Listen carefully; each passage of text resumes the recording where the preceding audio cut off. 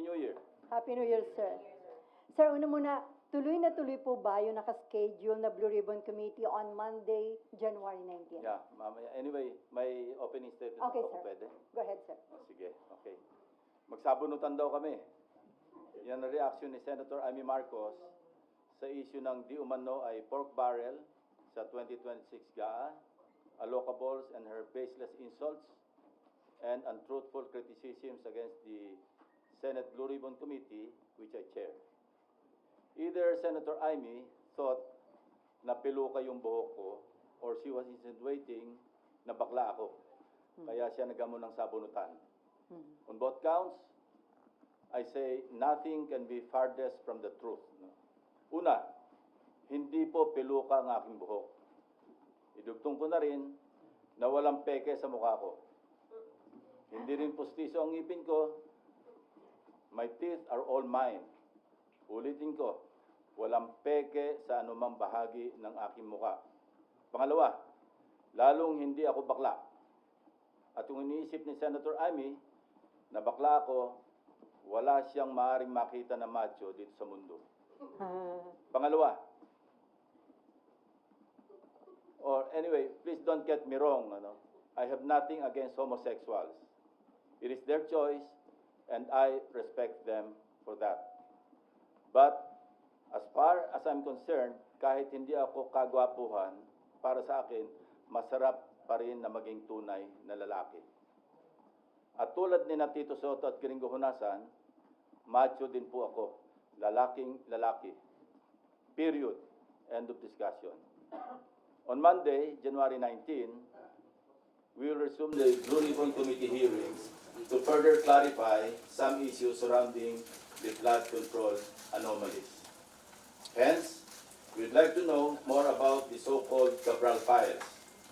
Not necessarily from Congressman Leandro Leviste, although he is most welcome to attend and participate in the hearing. In fact, we're also sending an invitation to the Speaker of the House of Representatives. But we prefer to get it from the original and official source itself, the DPWH, Department of Public Works and Highways.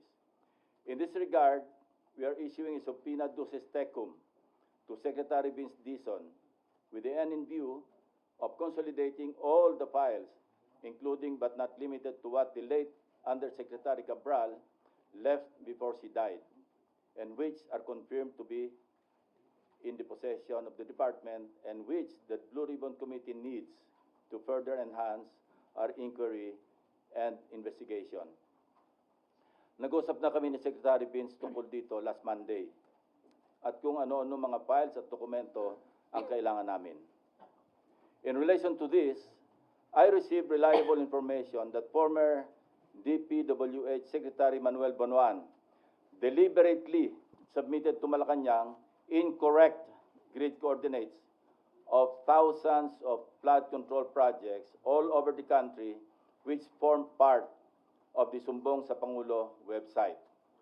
This resulted in grossly inaccurate data involving some 421 ghost projects on previously inspected flood control projects earlier reported to the public by the said department, and which they are now trying to rectify by comparing the records in their multi-year planning and scheduling, or MIPS, MYPS, Project and Contract Management Application, or PCMA, and other related documents that remain intact and in the possession of the department.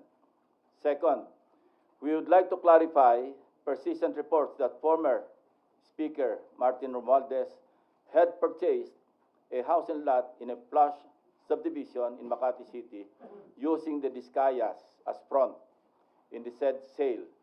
If verified to be true, this could possibly establish a direct connection between the former Speaker and the Discayas.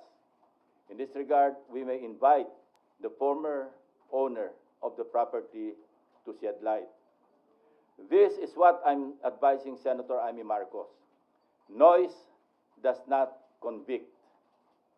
Neither does it indict even who may be perceived as the most guilty in the FCP or flood control project saga. Only evidence does. Kaya kung meron siyang mayaambag na ebidensya para madiin ang kanyang pinsan, sumali siya sa pagdinig. Walang pipigil sa kanya at walang magbabawal sa sasabihin niya o gagawin niya. We would also seek further clarification from the so-called BGC boys and what prompted reports that they have recanted or planning to recant their testimonies before the committee or any other investigating body. I also intend to clarify with former Yusek Bernardo the circumstances behind a failed attempt by former Chief PNP and now MMDA General Manager Nicolas Torre to take him under the custody of the latter and find out for what purpose. We will also issue subpoena to personalities who snubbed our invitations during the last hearing under pain of contempt and arrest by the Senate Sergeant at Arms. With all that said, I'm ready to answer your questions. Sir, balikan ko lang yung kay